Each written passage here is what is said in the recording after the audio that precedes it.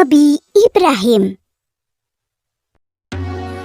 Nabi Ibrahim lahir dan dibesarkan di Padang Aram, daerah Irak, dan termasuk dalam wilayah kerajaan Babilonia. Pada masa itu, bangsa Babilonia menyembah banyak dewa. Ayah Ibrahim bernama Azar, seorang pembuat patung berhala. Patung-patung itu juga dijual kepada penduduk sekitar untuk menjadi sembahan mereka. Allah memberi Ibrahim pikiran yang cerdas dan kritis, serta keberanian yang besar.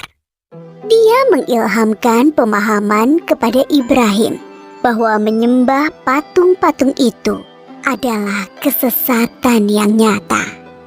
Ibrahim bertanya dalam hati, "Ayah, mengapa ayah menjadikan patung-patung itu sebagai Tuhan? Bukankah ayah yang membuatnya? Bukankah patung-patung itu tidak bisa mendengar doa-doa kita?" Dia berpikir keras, siapakah sebenarnya Tuhan yang pantas dipuja, dimintai pertolongan dan perlindungan? Allah membimbing Ibrahim untuk memahami Tuhan yang sebenarnya. Mula-mula, Allah memperlihatkan langit yang penuh bintang bercahaya di malam yang gelap. Ibrahim berkata, "Sungguh indah, inilah Tuhanku." Ketika pagi tiba, langit menjadi terang. Bintang-bintang itu pun menghilang. Oh, bintangnya hilang. Aku tidak suka Tuhan yang menghilang. Itu bukan Tuhan. Pada malam yang lain, Ibrahim melihat bulan terbit sangat menawan. Wah, sungguh indah. Ini dia Tuhanku. Ketika pagi tiba, bulan itu tenggelam. Ternyata yang ini juga tenggelam. Ini juga bukan Tuhan. Oh, manakah Tuhan yang sebenarnya? Kalau Dia tidak memberi petunjuk kepadaku, pasti aku juga sesat seperti kaumku. Di kesempatan lain, Ibrahim melihat matahari terbit. Sinarnya terang memukau. Ini dia Tuhanku. Dia yang paling besar. Tetapi di senja hari, matahari akhirnya tenggelam. Taulah dia, matahari pun bukan Tuhan. Wahai kaumku, aku tidak mau menyembah Tuhan-Tuhanmu itu. Aku ingin mengabdikan diriku pada pencipta semua ini. Dia berusaha membuka pikiran kaumnya atas kesesatan mereka selama ini.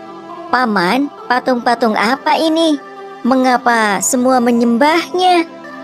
Dari dulu leluhur kita menyembah Tuhan-Tuhan ini.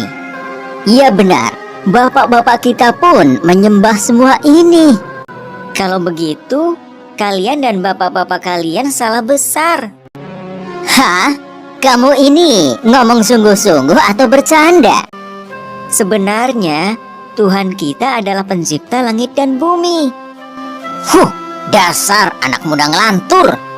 Ibrahim bersumpah dalam hati akan menghancurkan patung-patung berhala itu untuk membuktikan kesalahan mereka.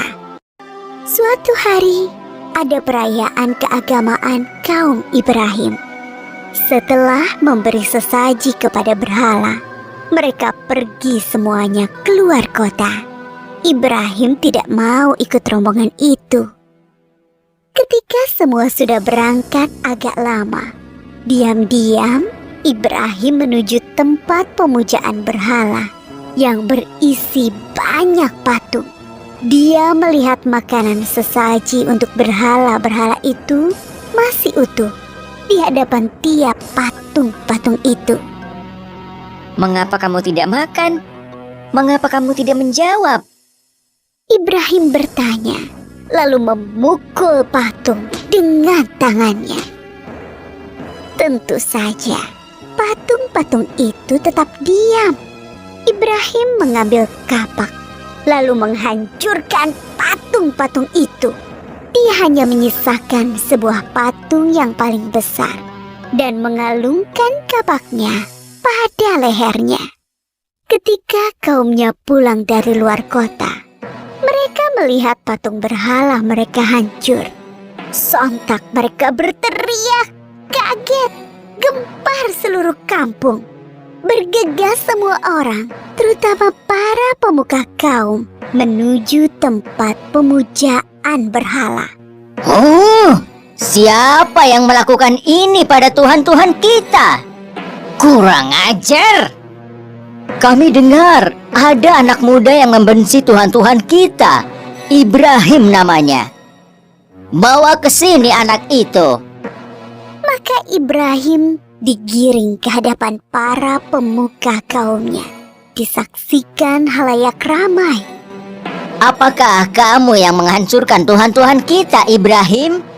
Yang menghancurkan patung-patung itu adalah patung yang besar ini. Bukankah dia membawa kapak? Tanya saja dia kalau bisa menjawab. Orang-orang yang mendengar jawaban Ibrahim pun tersadar. Merekalah yang keliru dengan menyembah patung-patung itu.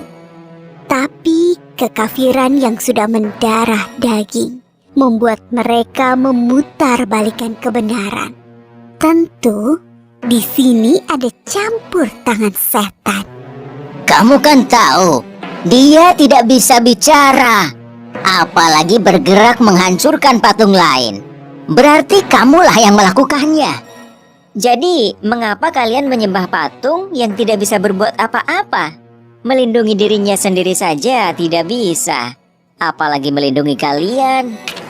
Pemuka-pemuka kaum Ibrahim berunding untuk menghukumnya. Beberapa orang mengusulkan untuk membakar Ibrahim hidup-hidup. Maka penguasa waktu itu, Raja Namrud, memerintahkan untuk membuat bangunan tempat pembakaran Ibrahim di tengah lapang agar bisa disaksikan orang banyak. Ibrahim diikat lalu dilemparkan ke dalam api. Api menyala berkobar sangat panas. Allah berfirman, "Hai api, dinginlah dan menjadi keselamatan bagi Ibrahim."